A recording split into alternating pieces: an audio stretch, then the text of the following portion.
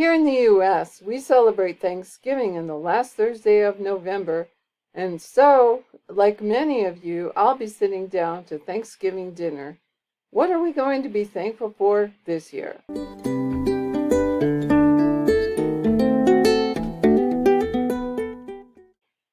Well, hello, and welcome to another episode of You and Me and Multiple Sclerosis.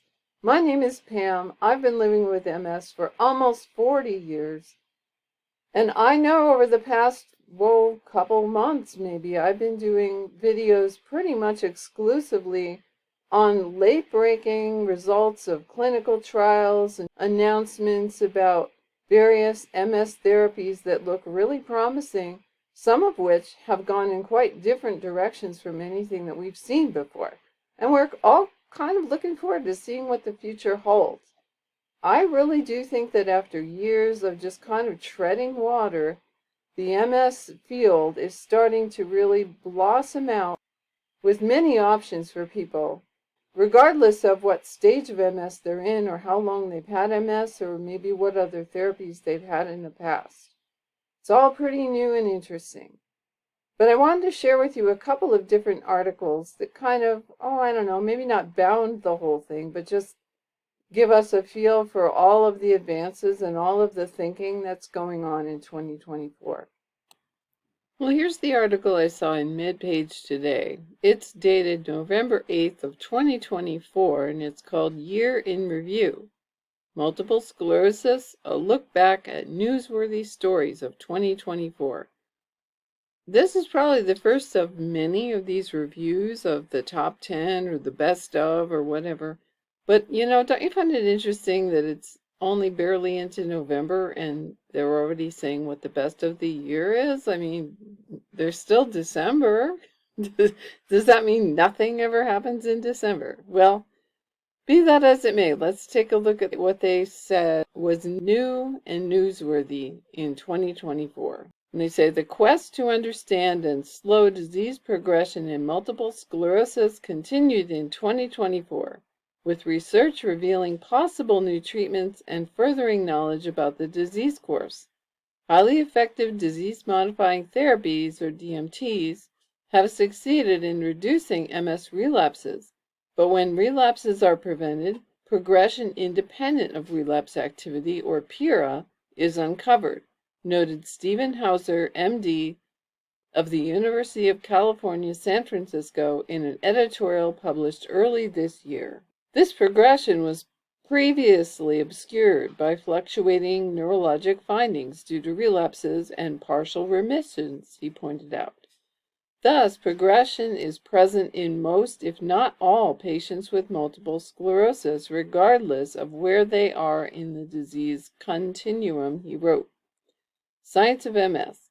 The year started with a report in Nature that detailed how genetic risk for MS was brought into Europe by sheep and cattle herders migrating from the east approximately 5,000 years ago, and I made a video on that, and I will link it below. These variants likely protected livestock herders against pathogens from their domesticated animals in the past, but in a modern environment they raised a risk of MS. The risk genes are now miscast in terms of their original biological role, said Lars Fugger, MD, PhD, of Oxford University in England. Also early in 2024, researchers uncovered a specific autoantibody signature that was evident in some MS patients 5 years before clinical symptoms appeared. The autoantibodies, which appeared to bind to both human cells and common pathogens, were associated with higher levels of serum neurofilament light, or NFL, and may help identify those patients with clinically isolated or radiologically isolated syndromes who might develop MS. And I'm pretty sure I did make a video about this, and if I did, I will post it below.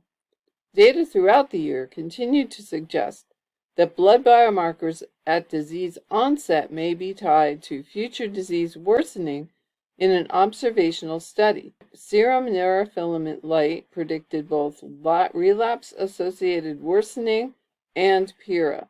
In patients who had low NFL levels, serum levels of glial fibrillary acidic protein, or GFAP, correlated with PIRA. As knowledge about MS evolved, so did recommendations for revised diagnostic criteria.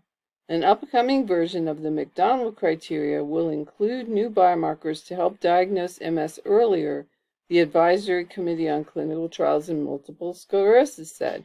And I did not make a video on this yet. If you think I ought to, let me know.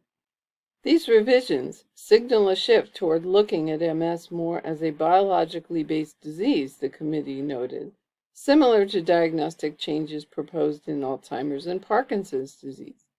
The new McDonald criteria also will allow MS to be diagnosed in some asymptomatic individuals previously classified as having radiologically isolated syndrome. So I guess then the steps to diagnosis would be accelerated, and that would be a good thing. And then they talk about investigational treatments.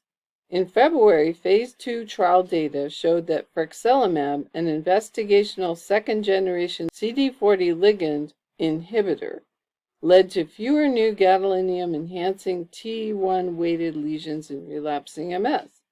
At week 12, the adjusted mean number of new gadolinium-enhancing T1-weighted lesions was 0.2 in MS patients who received 1,200 milligrams of frexalimab intravenously and 0.3 in those who received 300 milligrams of frexalimab subcutaneously, compared with 1.4 in those who received placebo. Secondary imaging endpoints generally were in the same direction as the primary endpoint. Plasma levels of NFL appeared to decrease in the frexalimab groups. I'm pretty sure I made a video about frexalimab, and if I did, I will link it below. At 2 international meetings, the America's Committee for Treatment and Research in Multiple Sclerosis, or ACTRIMS, forum in March, and the European Committee for Treatment and Research in Multiple Sclerosis, or ECTRIMS, meeting in September. Research shed light on the possible roles that investigational Bruton's tyrosine kinase, or BTK, inhibitors might play in MS. At ACTRIMS, the BTK inhibitor tolebrutinib failed to eliminate paramagnetic rim lesions in a small phase 2A study of active MS, and a pair of phase 3 studies at ACTRIMS showed that treatment with ivabrutinib led to similar annualized relapse rates at 12 weeks compared with teriflunomide or Aubagio. Ivabrutinib did not surpass teriflunomide in secondary outcomes, including serum NFL concentrations, numbers of new gadolinium-enhancing lesions, or numbers of new or enlarging T2 lesions. But, and this is an important but, tolebrutinib showed something novel at ECTRIMS. In the phase 3 Hercules trial, tolebrutinib slowed confirmed disability progression, or CDP, in people with non-relapsing secondary progressive MS, making it the first drug to do so. Hooray, hooray, since I and probably many of you are in this exact same stage, and nothing's really been available to us up until this. The 6-month CDP was 26.9% in the tolebrutinib group and 37.2% in the placebo group. We have over 20 approved MS therapies, said Hercules researcher Robert Fox, MD, of the Mellon Center for Multiple Sclerosis at the Cleveland Clinic in Ohio. They're all focused on the relapsing component. We don't have any therapies with demonstrated efficacy in non-relapsing secondary progressive MS, and hopefully that will change. Then they talked about high-efficacy DMTs. Research contributed to ongoing debates about when highly effective DMTs should be started or stopped. In a retrospective study of 530 patients with pediatric onset MS, starting treatment with highly effective DMTs was associated with a 54% lower risk of first relapse over 5 years compared with moderately effective therapies. Moreover, high-efficacy monoclonal antibody therapy, ocrelizumab or Ocrevus, rituximab or Rituxan, or natalizumab, or Tysabri, started during childhood, reduced long-term disability in pediatric onset MS, registry data suggested. At ages 23 to 27, those who started treatment as adolescents at ages 12 through 17 had less disability than those who started at ages 20 through 22.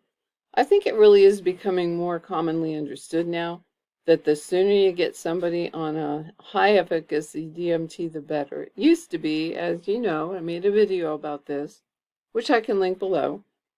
It used to be common for doctors to start you on something less high-powered in the hope that perhaps you'd be fine with that, and so why over-medicate you? Makes a certain degree of logical sense. However, data have been showing over and over again that that doesn't work so well for MS. And finally, doctors are starting to take heed of that. They go on to say, at the other end of the age spectrum, at ages 50 and older, data showed that stopping high-efficacy therapy in patients with non-active MS led to higher relapse risks compared with maintaining treatment. Discontinuing natalizumab or fingolimod Gilenya carried the highest risks. And we talked about that, the rebound effect on discontinuing these drugs. It could actually make you worse off than you started. They go on to say that in France, an analysis of registry data revealed that women with relapsing MS were less likely to get high-efficacy DMTs than men. That's very interesting. I don't know if my own personal experience has borne that out at all. Not sure. I'm not sure I would even have a way of knowing. But if you know of this, or if you've had experience with this, let me know in the comments. They say that treatment decisions may have been influenced by a desire to become pregnant, the researchers suggested. The use of high-efficacy DMTs is frequently limited by potential and unknown risks associated with pregnancy, and there's often insufficient data available when these drugs first come to market, they added. And then they just list a bunch of other research that they did not go into detail here about, but we can read through them just to see what they cover.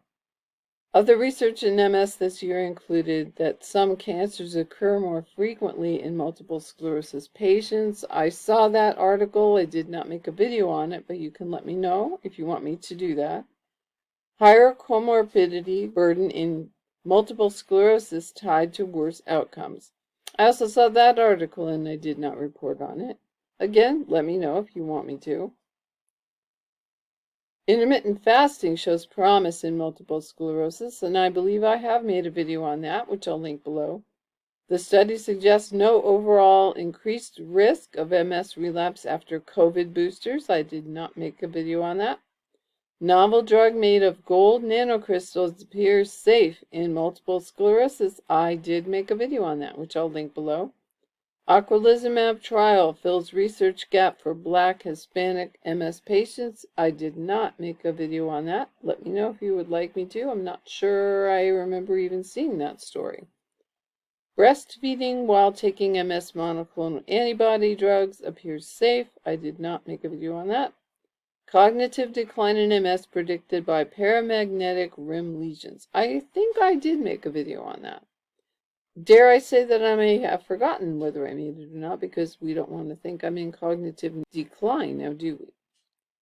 And then ozanimod controls MS disease activity regardless of age. Did not make a video on that.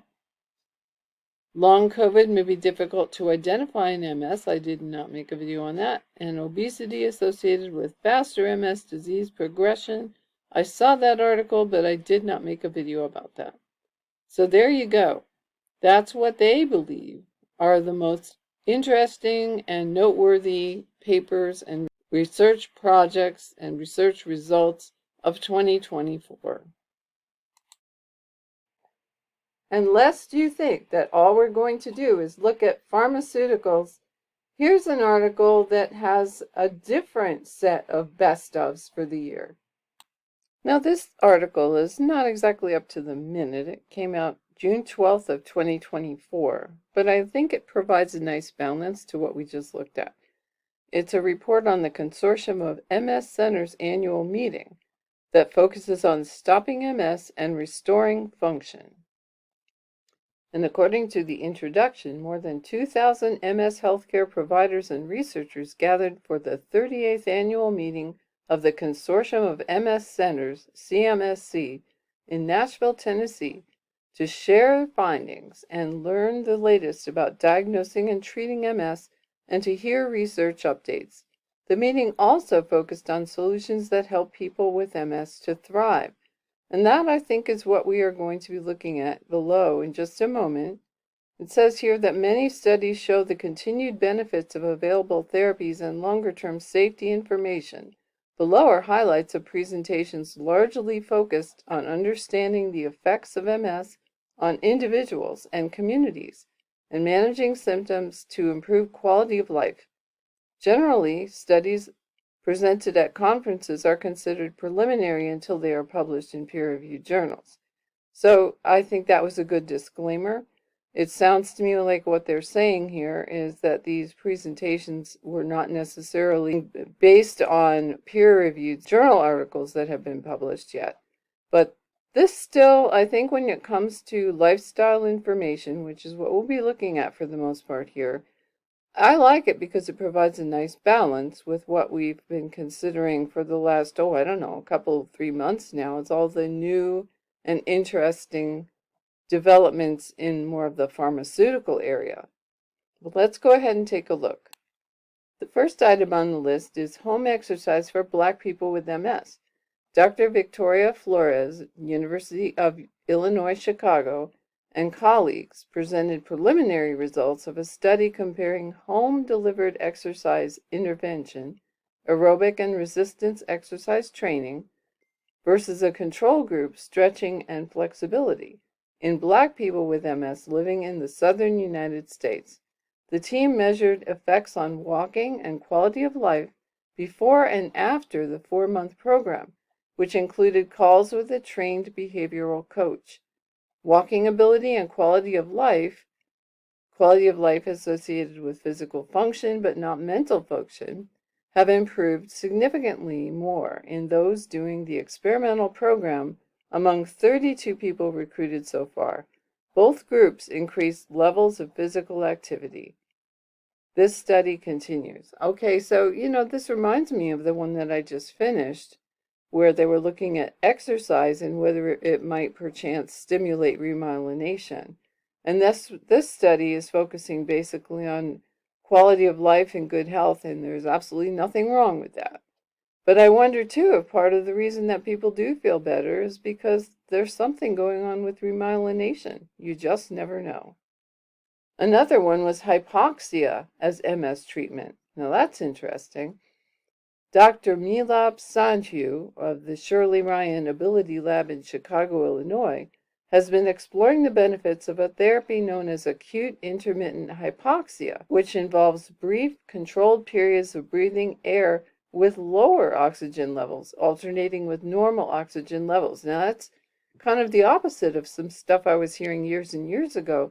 They were wanting to see if people with MS benefited from being exposed to what they would call hyperbaric oxygen, so more than a normal concentration of oxygen in the air.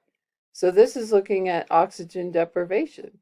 I wonder if it's similar in a way to food deprivation. I'm sure the mechanisms are different, but it just reminds me that sometimes more of something isn't what we need, but perhaps less of something. But they go on to say that this treatment stimulates neuroplasticity, the brain's ability to adapt and strengthen nerve connections, and improves the function of nerve pathways. Acute intermittent hypoxia has been found to be beneficial for people with spinal cord injury, but testing it in people with MS is novel. In a small study in 10 people with MS, treatment resulted in increased ankle strength and faster cognitive processing speed, but no changes in memory. Now this team is funded by the National Multiple Sclerosis Society to conduct a larger study to determine possible effects on upper body strength. I'd love to know more. Another project that was reported on is Biomarkers for MS progression. And it says that 2 young investigators presented findings on novel markers that can be obtained with blood tests and may yield clues to MS severity or disability levels. Dr. Catherine Kern of Marquette University in Milwaukee measured bioenergetics of immune cells, how they consumed oxygen to produce energy, in 21 people with MS. Higher consumption was linked to higher levels of disability in this small study, but not duration of disease. So doesn't this sound like it's almost related to the one that was before, where the diminished availability of oxygen actually strengthened our neuroplasticity, and this one was kind of doing the same thing. They noticed a relationship between the amount of oxygen in the blood and the level of disability. So that is intriguing, isn't it? Dr. Rezvan Nourouzi of Johns Hopkins University in Baltimore conducted a large study of 517 metabolites, molecules involved in processing fats, in 933 people with MS. Specific metabolites were linked to functional assessments. For example, one molecule was linked to declines in walking speed. Further study is needed to determine if testing for such molecules can be used to predict progression in MS. Another project is readiness for rehab. Research continues to show evidence for the value of rehabilitation therapies for optimizing the ability of people with MS to function at work, at home, and in the community. A panel of experts on rehabilitation shared red flags, comments from patients that may indicate a need for physical therapy, and they include the following. I can't pick my foot up to place it on a step. My foot slaps the ground when I walk, or when I walk fast, I trip more. Or occupational therapy. Number 1, I seem to be dropping things for no reason. Number 2, I don't shower unless someone else is home. Number 3, I keep getting cut off when I'm driving. They say that to learn more about what to expect from rehab care and how you might benefit from prehabilitation, and I have heard about this. I think it was Gretchen Hawley had a thing on prehabilitation, which I've been meaning to watch, and now this kind of reminds me that's something I want to look into a little bit more. I am a believer in rehabilitation. I'm kind of lazy. I honestly say I should probably be trying harder to get hooked up with someone who does this stuff, but it's hard in my local area. I really would like to have someone help me with rehab that is also aware of the unique situation that we find ourselves in with multiple sclerosis. Because quite often what we end up seeing is this general principles of rehabilitation don't necessarily work all that well for people with MS. And we don't stick with something if it's just too frustrating. Or at least that's true for me. I assume it's true for you too. Another project had to do with infections and symptoms. They say that Dr. Amber Salter of the University of Texas Southwestern and colleagues looked at the symptoms experienced by people with MS who experience infections, since MS can be associated with an increased risk of infection. They recruited participants through a survey administered to people enrolled in the NARCOMS registry. And this is linked, by the way, so if you want to look at any of these, you can do that. Of 4,787 responses, that's a large number, 1,393, that's also a large number, had a recent infection. Among these people, 294 had COVID-19, 853 had a non-COVID infection, mostly respiratory and urinary tract infections, and 246 had both. Those who experienced COVID-19 were more likely to have persistent symptoms, including fever, pain, cough, gastrointestinal discomfort, feeling faint, excessive thirst, and hearing problems. Yet another project looked at pharmacists and fall prevention. Now, you would never have thought those two things would go together, would you? But Dr. Courtney Zitterkoff, CPS Solutions LLC, and colleagues developed a way for pharmacists to monitor and address falls in people with MS in between doctor visits at an outpatient neurology clinic in Gulfport, Mississippi. Pharmacists identified people who reported a fall in the previous 30 days or had fall-related symptoms documented in their electronic health records. They offered additional support to these patients by, for example, reviewing medications to identify those that might contribute to falls. This is a small study, but falls decreased in all participants, including a potential role for pharmacists in addressing this challenge for people with MS. There was a session on empowering people with MS. The National MS Society presented the outcomes of 2 community programs. The 2023 Black MS Experience Summit was a forum that cultivated space to listen, learn, and co-create with the Black MS community. 803 unique participants attended at least one session. On average, participants spent more than 2.3 hours per day on the platform, engaging with the virtual environment, viewing content, watching webinars, and downloading resources. After, 82% of participants felt confident in addressing the challenges of MS. They say that the Pathways to Wellness program connected people affected by MS interested in emotional, spiritual, and social wellness topics, provided an opportunity for engagement in the topic and education from a team of experts in the field, and connected them with other interested individuals. 763 unique individuals attended the live program, and 252 participants completed the post-program survey. Survey results show that 78% agreed or strongly agreed that they had increased confidence in addressing the challenges of MS. And then finally, there was a project that addressed access to care. Dr. Laura Snyder and colleagues reviewed the records of people with MS who started taking disease-modifying therapy at the University of Florida MS program between 2021 and 2023. Lower levels of education and increased distance to the MS Center both delayed starting treatment significantly, but race or ethnicity did not.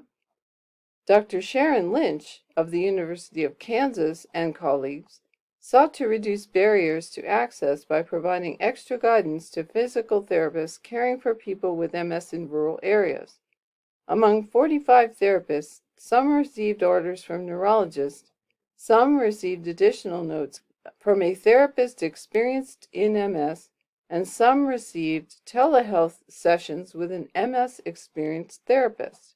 Significantly more physical therapists in the groups receiving extra guidance agreed that it helped them to plan interventions, had a positive impact on outcomes, and increased their confidence to treat people with MS. And you can access some of this and get more information at the links that they provide here.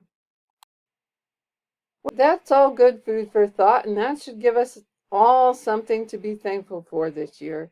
As we think about all of the changes and the advances and the promises and the possibilities that are coming out of the research that's going on, there's lots of people interested in MS and solving the problems, not just solving the problems, but also helping us live a better quality of life while we're at it.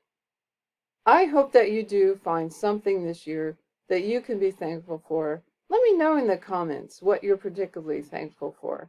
There are so many reasons to treasure every day and to be happy when we get up every morning that we've been given another day. Regardless of the challenges, I think it's important for us always to remember it's so much better to be alive and to be able to experience love and friendship. I will definitely feel that way no matter what happens. But that's all I have for you today. So until my next video, please do take really good care of yourself. I'll see you again soon.